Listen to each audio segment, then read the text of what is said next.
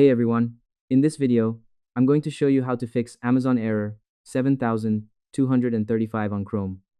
Let's get into it. First, execute the latest Studio Widevine component verification. Open a new tab in Chrome and technicality type Chrome components into the address bar. Scroll down the list to locate the Widevine content decryption module and technicality click the check for update button. It ensures your studio environment is recognized by the latest Amazon security handshake without a high-end software hang. Next, initialize the Technical Studio Chrome Update protocol.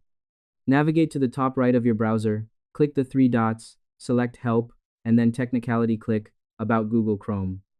Allow the latest engine to technicality search for and install any high-end updates that are currently pending for the latest session.